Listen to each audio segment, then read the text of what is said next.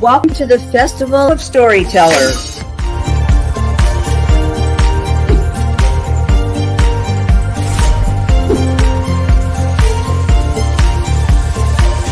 I thank everybody that's involved with this process because we know writers need readers and writers need publishers.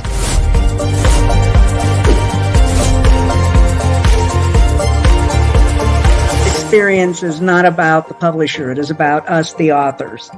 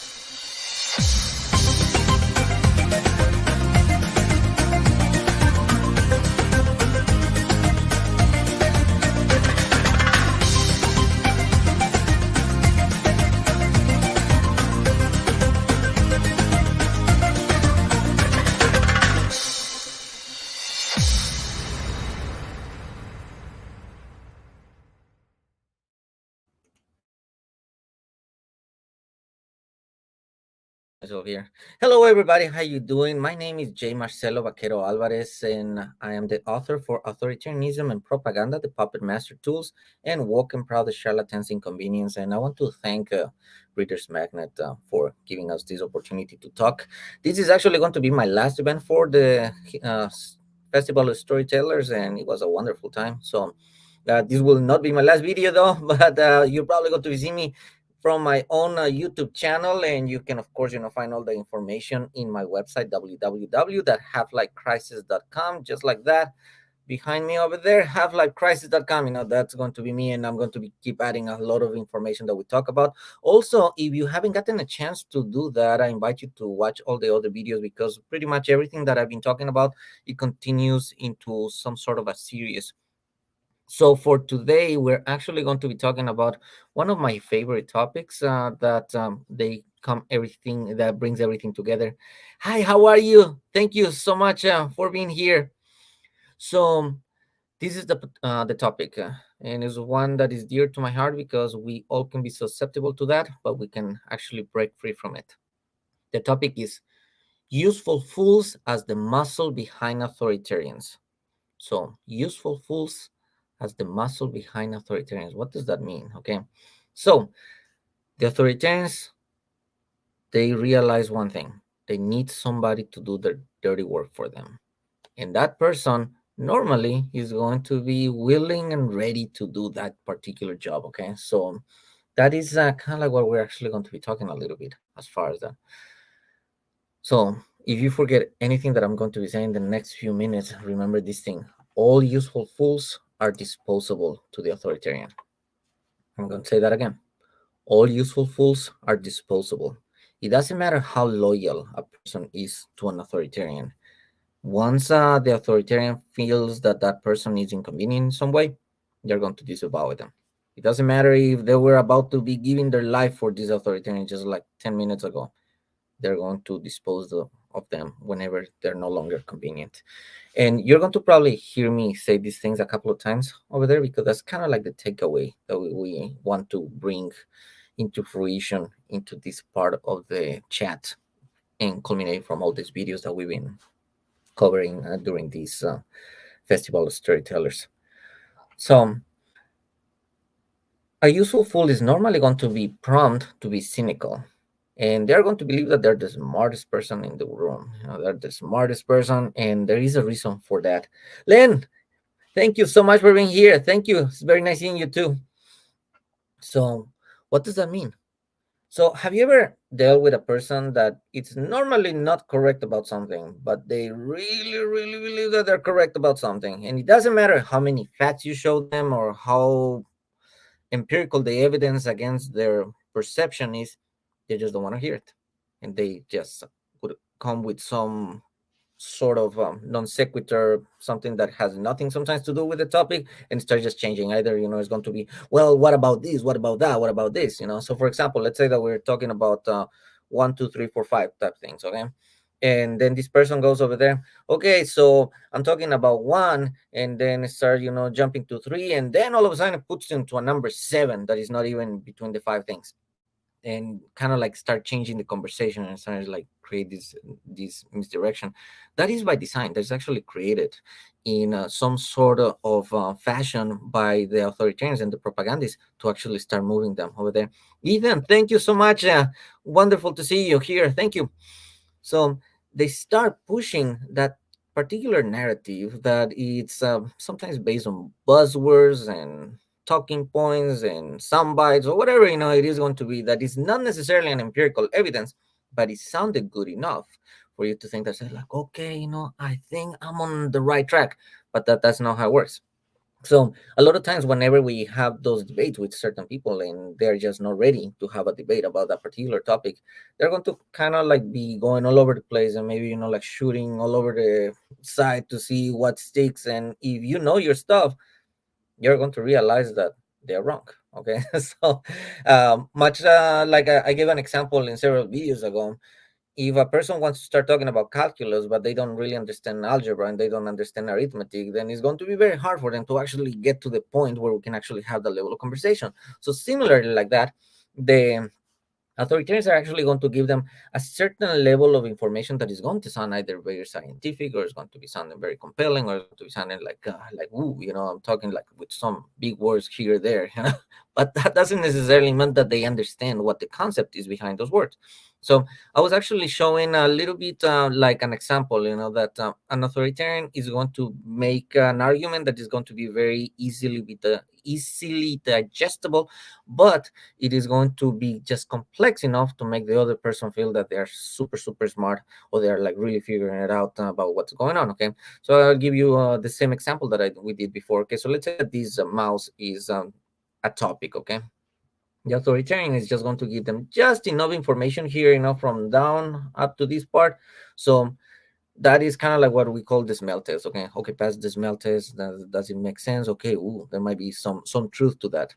But if you start actually going a little bit further from that line, now you start finding out all those logical fallacies. You're going to start finding out that the math doesn't add up.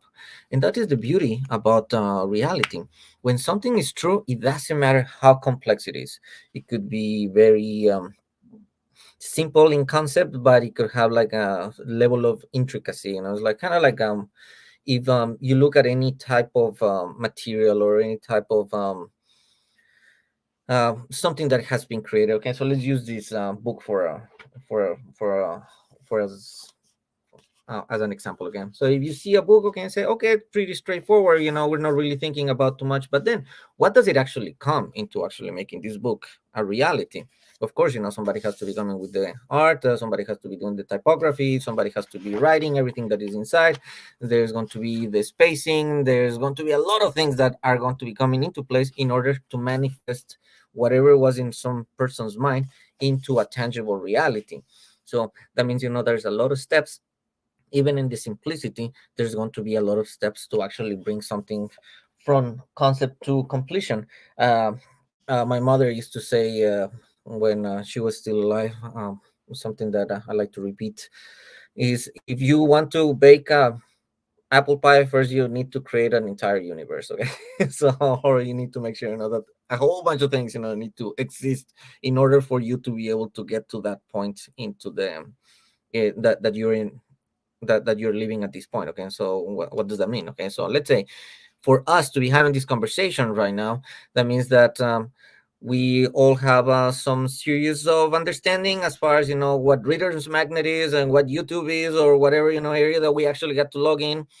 We have to have some common type of language as far as how we're going to be communicating, going to be understand each other. There's going to be, of course, the whole infrastructure that creates the internet and the whole infrastructure that created the machines that we are actually getting the chance to talk. So even if it actually seems very simplified in some way, there is a huge process behind that. Chad, yes, that is very true. There are people all over the internet, and that is very sad. And these useful fools, unfortunately, they're placed there in two categories. Well, there's several categories, but two main categories. Some of those that they know exactly that what they're doing is provocative, so essentially they become incendiary catalyst, kind of like to start a fire, start, like try to start some crap. And there's some other people who are literally really confused, and her mind has actually been hijacked, and they become these useful fools. And the funny thing, and not in a haha funny, but what it could be tragically amusing is that we all can actually become that person at some point in our lives. And that's what I've been saying, and I'm a huge advocate not to actually be mean to another person with whom we disagree, because guess what? At some point, we might have been that person that at this point in the timeline we disagree with what they're saying, but maybe 10 days ago, 5 weeks ago, 10 years ago, even 20 years ago, whenever, we might have actually realized a different reality for ourselves. And I say realize because, that's what it would have been seen to us, as the empirical truth, but it's not necessarily that it was a reality. Uh, what am I actually saying with that? Okay, so have you ever changed your mind about something that you really, really, really, really, really, really, really, really enjoy, and you really believe, and if anybody would tell you otherwise, you would say like, "Oh, okay, we're gonna fight," and then fast forward, you learn a little bit of new things and say like, "Yeah, I didn't actually do that." Ooh, Genevieve, thank you so much. I'm super excited you're here as well, and thank you so much for joining us. So we all have gone through that. It could be about simple things, or it could be sometimes something that is going to be a lot more important. uh, yes, Stephanie, today's topic is useful fools as the muscle behind authoritarians. So that is how it actually happens. Okay, we have a tendency to change that. Okay, so Eleanor, how do we think we should deal with these pretentious propagandists? Okay, so yeah, awesome. You're reading my mind. We're getting exactly to that.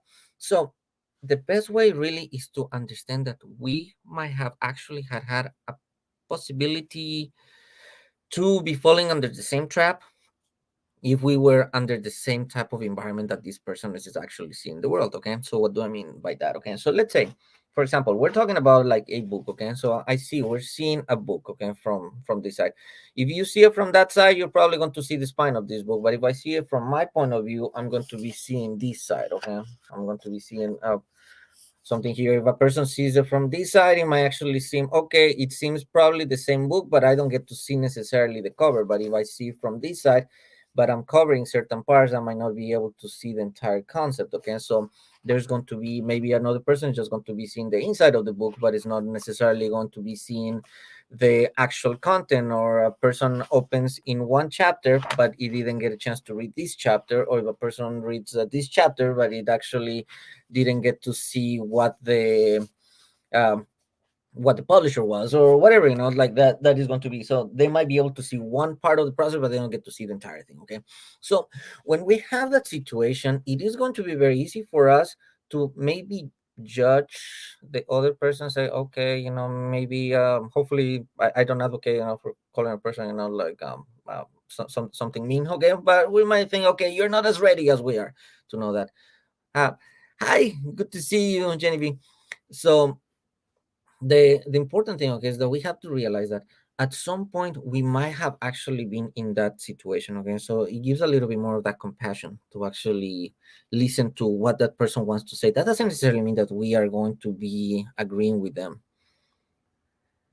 Yes, so Betty, there's a lot of that. Yeah, the authoritarians are just going to give them just a little bit of information that is going to be information that is hopefully going to make them feel vindicated about whatever they're going to be saying.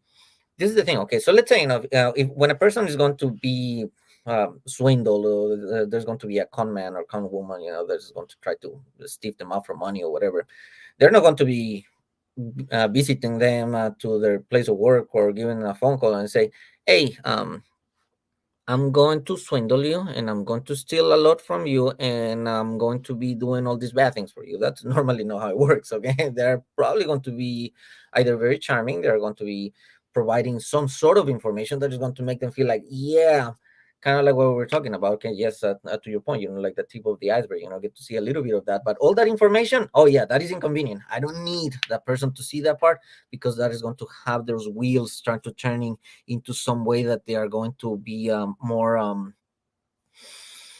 aware that perhaps what they are following with all their heart and soul is actually not a good thing. Okay, so I'll give you the example that I like to give. That ex-lover syndrome, that we all had, or at least most of us had that person that we really, really, really like, and everybody who care about us say like, hey, that person's not good for you. You might want to let go, for that person, because they're cheating on you or stealing from you, blah blah blah, and it's a toxic relationship, and we would disavow everybody else who has our best interest on us to give that person who has earned our affection for that moment until one day we wake up and say like, okay, we cannot continue going in this path. And sadly, a lot of people are actually going to push that information up to the last moment because it is just very hurtful um, to invest so much. Ethan, let's see.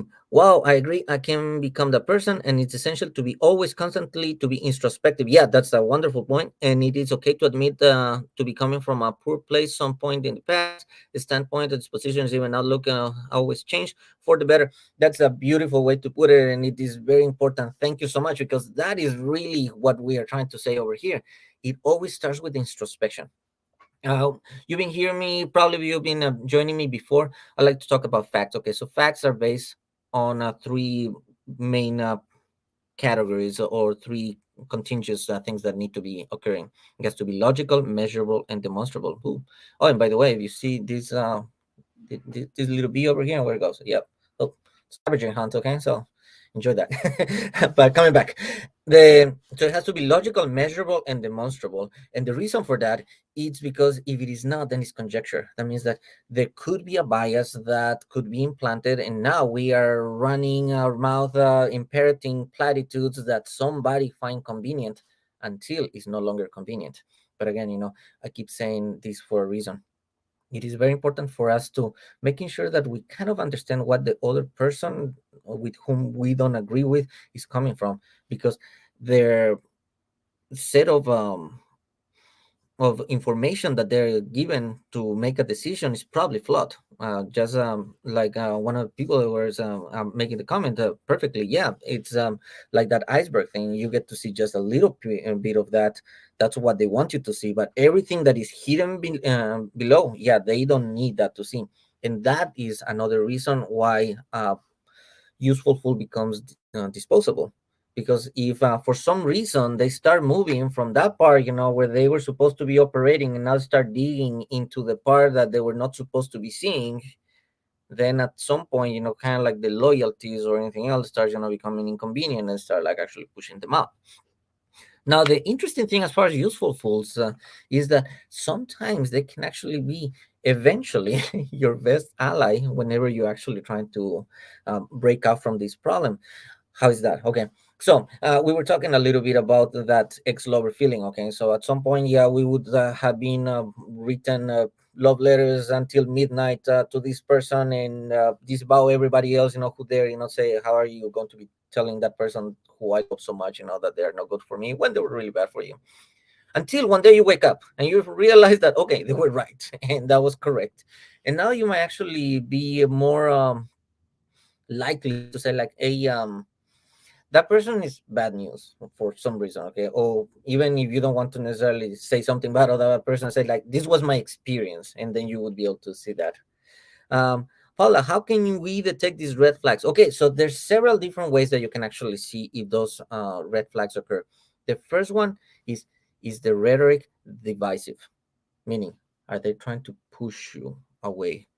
And then the other thing, if I'll give you one of the examples, particularly when you're going to be seeing some of the political rhetoric. If you see a meme sometimes that there's going to be having a person that's making like a weird face, and then they has like some type of some type of caption that is derogatory with that, but it's not what the person say. That could be, for example, a red flag. Now, of course, in the meme is a little bit more on the nose, actually, how it shows that, but the same thing is going to be if a person has a tendency to talk bad about another person, not on the merits, but on the person. Okay, so attacking a person, not attacking the merits, that's important. Okay, because we can agree and disagree, on different things. That is fine, and it's expected, because with disagreement actually sometimes we can come with better courses of action, if we actually have a conversation. But when we start attacking a person as a person, not on the merits, that doesn't necessarily mean that at some point you're not going to tell the person, okay, to go kick rocks if they are already starting to descend to a certain level to where there's just not a moment to have that level of conversation. Does that make sense? Okay, so one of those red flags, okay, the biggest thing, as I say, is going to be if it is divisive. Okay, are they talking bad about another person? And if this division is somehow starting to want to turn into violence. Violence doesn't necessarily mean to be a kinetic violence. Okay, it could be an emotional violence. It could be threats. It could be intimidation. It could be bullying. It could be hazing. Any type of things that is actually trying to dehumanize or degrading that person. So that is going to be one of those important red flags that we get to see. Unfortunately, it is very easy for some people to kind of gravitate towards that personal attacks. Thank you so much. I really appreciate you, Ethan. I really appreciate you being here, and thank you so much. It makes me super happy to hear. Uh, and one of the things that I keep bringing it up, okay, and why I keep emphasizing so much, that we have to try to be the better person, even if the person actually frustrates the living crap out of us, okay, which it can actually happen. Okay, let me give you a parallel example, to see what I mean. Okay, so in law enforcement, for example, if we apprehend somebody, we have to make sure that the safety of that person is still important. Okay, Stephanie, yes, actually, yeah, we're going to be talking about if this is to engage directly with this type of people or walk away. Okay, so that's a good question. Okay, so it depends. It depends on your safety. Okay, and this is kind of like what I'm going to be talking a little bit with this example. Okay, so let's say law enforcement. Okay, you have a suspect. Okay, and this suspect, they did all kinds of shenanigans. Okay, the person in law enforcement would have to be a lot more pragmatic. Even though we're still human, you're going to get mad, and still, might want to do that. But once the person is apprehended, it becomes the law enforcement person's uh, responsibility. Their safety and well-being becomes that, because particularly in the US, because we're not in a country where people would be barbarians and start, like doing things that they're not supposed to be doing. I'm not saying that that might not happen at some point, but doctrinally it's not supposed to happen, if that makes sense. So whenever we actually de-escalate a certain situation and we are able to kind of like normalize the thing, then whoever has that uh, control over the situation has to be able to try to figure out, okay, what is actually going on, how we're actually going to be able to solve this situation. So in the case of law enforcement, okay, it might be, okay, like the person is going to be cuffed, like process, and then if they get violent, it might be some part of escalation to stop the threat. If escalates again, stop the threat. Okay, but it has to be proportional. Okay, so the same thing is going to be whenever we actually kind of like have a conversation. Okay, so if a person is, for example, is telling you something that is not that is not true, that doesn't mean that we're just going to be lighting them up, like a Roman candle. That's not going to help anybody else, because now that it actually going to be working on their narrative. It's going to tell them, oh yeah, you see, these whatever side of the political spectrum, whatever is the side of that issue, you can never talk to them, because they go from 0 to 60 in like in split second. And the worst part is that they would be right if that happens. However, listening to somebody, to what they're actually saying, and agreeing are two very different things. Okay, so one of the things that I like to do, particularly if I'm engaging with another person and they say something really stupid, I asked them the same question. He was like, "Did you say X, Y, or Z?" And that sometimes get their wheels turning, because now they actually get to hear it as far as how it sounds. Sometimes they snap, sometimes they double down, and we'll talk a little bit about that. So, Leonard, are polarizing people or leaders necessarily authoritarian? Yes and no. So polarizing leaders and authoritarians, they don't necessarily need to be to that point. Okay. So in my book, I talk about a term that called an authoritarian wannabe. It's somebody who would wish to be an authoritarian, but fortunately they're not very good at it. But that doesn't mean that they couldn't actually turn full authoritarian given the circumstances, or given enough traction of people that are actually going to be listening to some of this divisive rhetoric. Okay, so somebody was also speaking about like some of those red flags, and to both your points, the there's going to be sometimes a person that they're going to be wanting people to be just obedient enough to run the machines, to understand whatever it is that they need to be doing, but don't need them enough not to actually understand that they're doing something against their best interest. And this is the best way that can actually put that is if you actually have some sort of somebody that's going against the grain. It's like, let's say that everybody has a certain type of demographic, and then there's this talking personality that is actually talking against everybody else in a very derogatory way. Okay, so this is very different. Okay, I'm not talking about difference of opinion. I'm talking about, say, like, okay, everybody else is just terrible. That's in my particular group. Okay, it doesn't matter if it's demographic, it's an organization, is in a company, whatever it might have been. John, how do you know if someone is saying political rhetoric? Okay, so there's different ways to actually see that. And to that point, it is sometimes going to be actually everybody's reading my mind. It's awesome. It's kind of like flowing very, very well.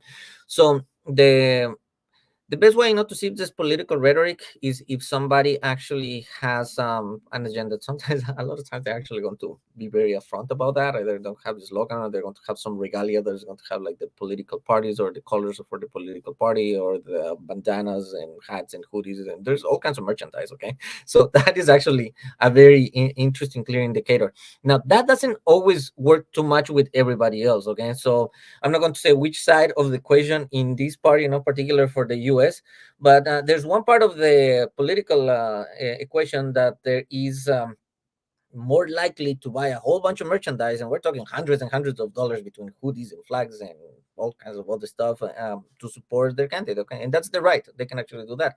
But it's also very interesting that sometimes they're going towards the opposite candidate, and there's a whole industry about that. And guess who's actually buying that? Well, it's not the person obviously that is in the dissent. It's going to be kind of like the person that it's already for certain candidates. So that is another kind of interesting example. Sometimes it can be a little bit more hard to see of a useful fool, because now you might actually be placating to a certain worldview, and then you're actually trying to create that division yourself without actually really realizing it, just because you're actually playing to that. But somebody's actually grabbing that money, somebody's actually creating that division. And where does it actually go?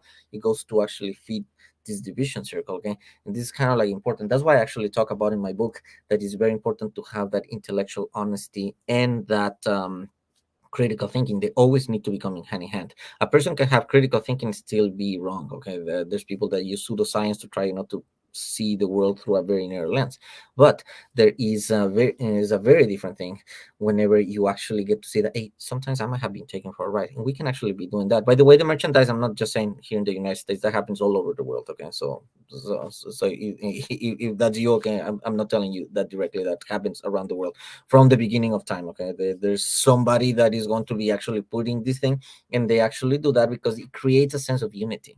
Okay, it creates some sense of, okay, we are wearing a uniform, we are wearing a type of regalia, we are part of this thing. Okay, so that actually is what has a tendency to bring those things together.